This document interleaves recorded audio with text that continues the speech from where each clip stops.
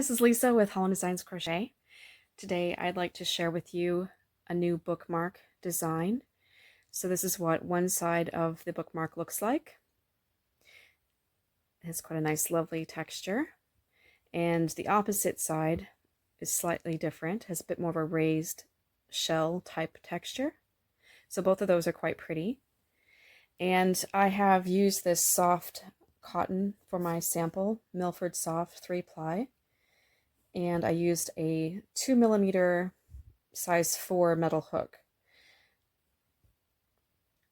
So the finished bookmark I think is about 3 inches wide, about 8 or 9 inches long, so you can customize the length as well.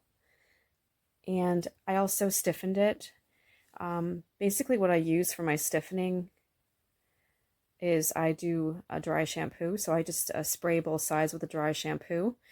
It really gives it a lovely scent as well, and then I just iron it to help it to dry. So that works out really well. And this is going to be a new design. The download link will be in the description box, and it is called the Maud bookmark. And so I'm going to be sharing a story with you today, or part of a short story from one of my favorite authors, Maud Montgomery. Of course, she went by Maud, and we are coming up now on the 150th year anniversary of her birth. So she was born in 1874. I believe it was in November.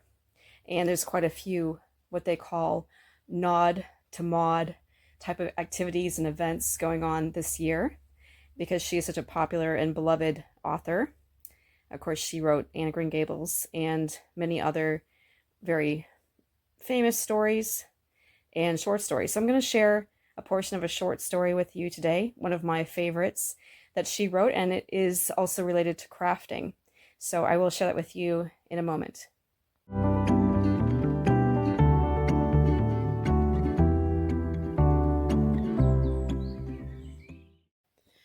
I recently purchased this collection of stories, Maud Montgomery's short stories from 1904. So I do have quite a collection of her stories or her novels, even some vintage editions of some of her works. But I did not have a copy of the story that I wanted to share with you today, so I purchased this from Amazon. And the story that I'd like to share with you today is one that I remember reading years ago, maybe when I was a teenager, and it was really touching. And so I wanted to share this beautiful story with you. It does have to do with crafting, and it's called Penelope's Party Waist.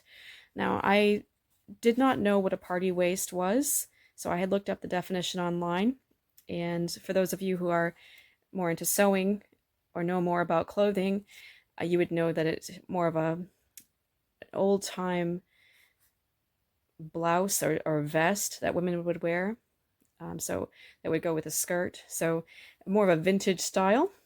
Something that Maud Montgomery would have been familiar with, but isn't something that we have as much these days in our vocabulary or in our wardrobes.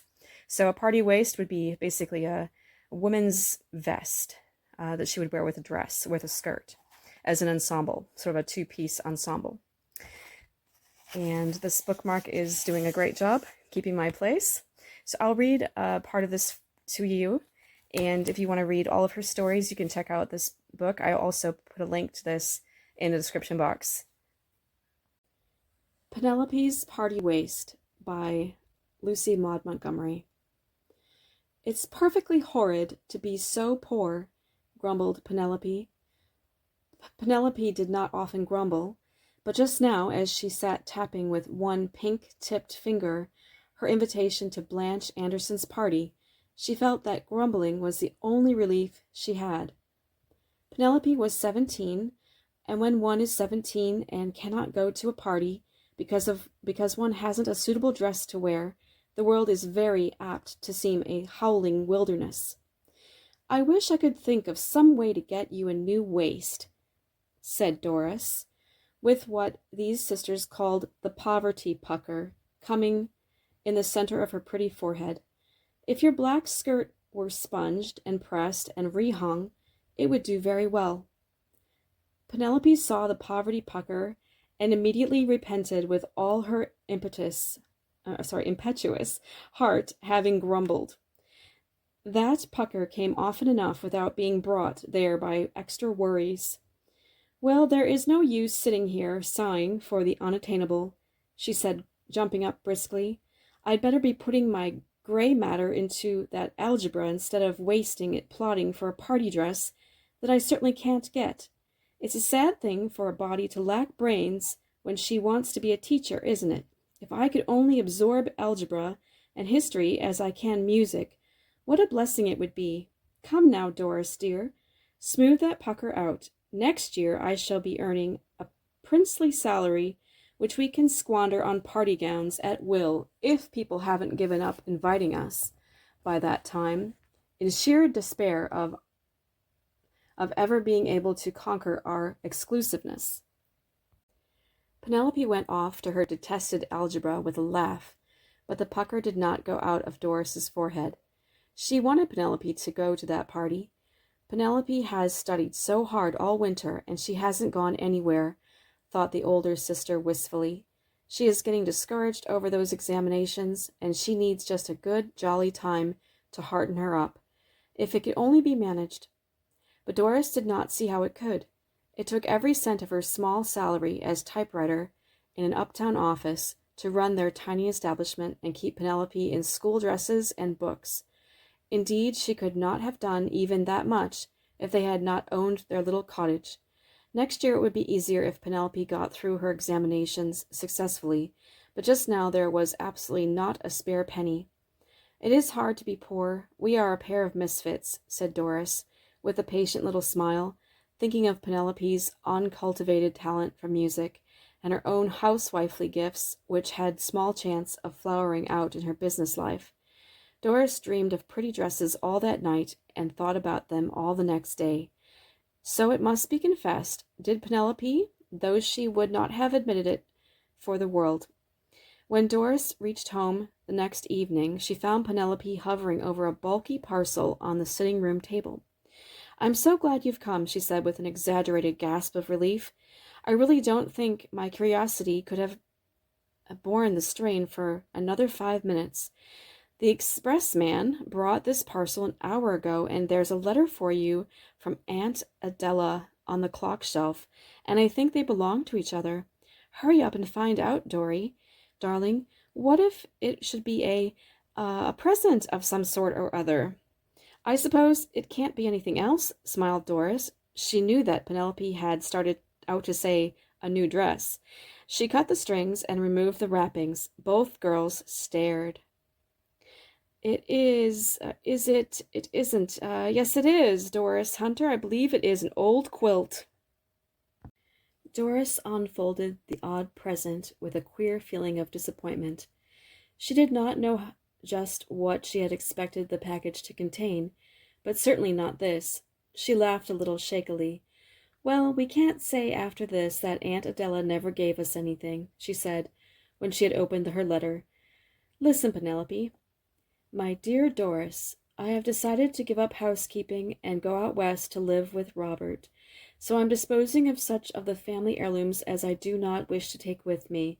I am sending you by express your grandmother Hunter's silk quilt. It is a handmade article still, and I hope you will prize it as you should. It took your grandmother 5 years to make it. There is a bit of a wedding dress of every member of the family in it.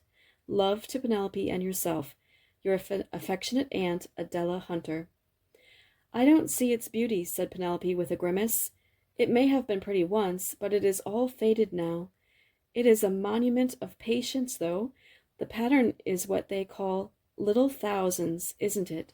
Tell me, Dory, does it argue a lack of proper respect for my ancestors that I can't feel very enthusiastic over this heirloom, especially when Grandmother Hunter died years before I was born?"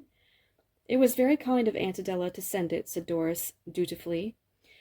"Oh, very," agreed Penelope drolly. "Only don't ever ask me to sleep under it. It would give me the nightmare. Oh!" The last was a little squeal of admiration as Doris turned the quilt over and brought to view the shimmering lining. "Why, the wrong side is ever so much prettier than the right," exclaimed Penelope. "What lovely old-timey stuff, and not a bit faded." The lining was certainly very pretty. It was a soft, creamy yellow silk with a design of brocade pink rosebuds all over it. "That was a dress Grandmother Hunter had when she was a girl," said Doris absently. "I remember hearing Aunt Adela speak of it. When it became old-fashioned, Grandmother used it to line her quilt. I declare it is as good as new." "Well, let us go and have tea," said Penelope. "I'm decidedly hungry. Besides, I see the poverty pucker coming. Put the quilt in the spare room. It is something to possess an heirloom, after all. It gives me a nice, important family feeling." After tea, when Penelope was patiently grinding away at her studies, and thinking dolefully enough of the near-approaching examinations, which she dreaded, and of teaching, which she confidently expected to hate, Doris went up to the tiny spare room to look at the wrong side of the quilt again. "It would make the loveliest party waist," she said under her breath. "Creamy yellow is Penelope's color, and I could use that bit of old black lace and those knots of velvet ribbon that I have to trim it. I wonder if Grandmother Hunter's reproachful spirit will forever haunt me if I do it." Doris knew very well that she would do it, had known it ever since she had looked at that lovely lining, and a vision of Penelope's vivid face and red-brown hair rising above a waist of quaint old silk had flashed before her mental sight. That night, after Penelope had gone to bed, Doris ripped the lining out of Grandmother Hunter's silk quilt. "If Aunt Adela saw me now," she laughed softly to herself as she worked. In the 3 following evenings, Doris made the waist. She thought it a wonderful bit of good luck that Penelope went out each of the evenings to study some especially difficult problems with a school chum. "It will be such a nice surprise for her," the sister mused jubilantly. So Penelope went to Blanche's party, and her dress was the admiration of every girl there. Mrs. Fairweather, who was visiting Mrs. Anderson, looked closely at it also. She was a sweet old lady with silver hair, which she wore in delightful old-fashioned puffs, and she had very bright dark eyes. Penelope thought her altogether charming. "She looks as if she had just stepped out of a frame of some lovely old picture," she said to herself. "I wish she belonged to me. I'd just love to have a grandmother like her, and I do wonder who it is I've seen that looks so much like her." A little later on the knowledge came to her suddenly, and she thought with inward surprise, "Why, it is Doris, of course. If my sister Doris lives to be 70 years old and wears her hair in pretty white puffs, she will look exactly as Mrs. Fairweather does now." Mrs. Fairweather asked to have Penelope introduced to her, and when they found themselves alone together, she said gently, "My dear, I am going to ask a very impertinent question. Will you tell me when you got the silk of which your waist is made?" Poor Penelope's pretty young face turned crimson. She was not troubled with the false pride by any means, but she simply could not bring herself to tell Mrs. Fairweather that her waist was made out of the lining of an old heirloom quilt. "My Aunt Adela gave us the material," she stammered, "and my elder sister Doris, made the waist for me. I think the silk once belonged to my Grandmother Hunter." "What was your grandmother's maiden name?" asked Mrs. Fairweather eagerly. "Penelope Severn. I am named after her." Mrs. Fairweather suddenly put her arm around Penelope and drew the young girl to her, her lovely old face aglow with delight and tenderness. "Then you are my grandniece," she said. "Your grandmother was my half-sister. When I saw your dress, I felt sure you were related to her. I should recognize that rosebud silk if I came across it in Tibet. Penelope Severn was the daughter of my mother by her first husband. Penelope was 4 years older than I was, but we were devoted to each other. Oddly enough, our birthdays fell on the same day, and when Penelope was 20 and I was 16, my father gave us each a silk dress of this very material. I have mine yet." Soon after this, our mother died, and our household was broken up. Penelope went to live with her aunt, and I went west with father. This was long ago, you know, when traveling and correspondence were not as easy. They weren't the matter-of-course things that they are now. After a few years, I lost touch with my half-sister. I married out west and have lived there my whole life. I never knew what had become of Penelope, but tonight when I saw you come in that waist made of the rosebud silk, the whole past arose before me, and I felt like a girl again. My dear, I am a very lonely old woman, with nobody belonging to me. You don't know how delighted I am to find that I have 2 grand nieces. Penelope had listened silently, like a girl in a dream. Now she patted Mrs. Fairweather's soft old hand affectionately. It sounds like a storybook, she said gaily. You must come and see Doris. She is a darling sister. I wouldn't have had this waist if it hadn't been for her. I will tell you the whole truth. I don't mind it now. Doris made my party waist for me out of the lining of an old silk quilt of Grandmother Hunter's that Aunt Adela sent us. Mrs. Fairweather did go to see Doris the very next day, and quite wonderful things came to pass from that interview. Doris and Penelope found their lives and plans changed in the twinkling of an eye. They were both to go and live with Aunt Esther, as Mrs. Fairweather had said they must call her. Penelope was to have, at last, her longed-for musical education, and Doris was to be the home girl. You must take the place of my own dear little granddaughter, said Aunt Esther. She died 6 years ago, and I have been so lonely since. When Mrs. Fairweather had gone, Doris and Penelope looked at each other. Pinch me, please, said Penelope. I'm half afraid I'll wake up and find I have been dreaming. Isn't it all wonderful, Doris Hunter? Doris nodded radiantly. Oh, Penelope, think of it. Music for you, somebody to pet and fuss over me, and such a dear, sweet auntie for us both. And no more contriving party waists out of old silk linings, laughed Penelope. But it was very fortunate that you did it for once, sister mine, and no more poverty puckers, she concluded. And that is the end of our story. A happy ending, which Lucy Maud Montgomery always liked. And no more poverty and no more loneliness for these 2 sisters. They found family. That's also a theme often in her stories, where the characters do find long-lost family or relatives or friends that become like family. So it was very important to her. Since she was also an orphan in a way, or at least part of her life, she lived a bit of an orphan type life, with her mother having died when she was young and her father living far away. So I do love this story, and I love many of the stories by Lucy Maud Montgomery. She uses a lot of values. She weaves values and morals through her story.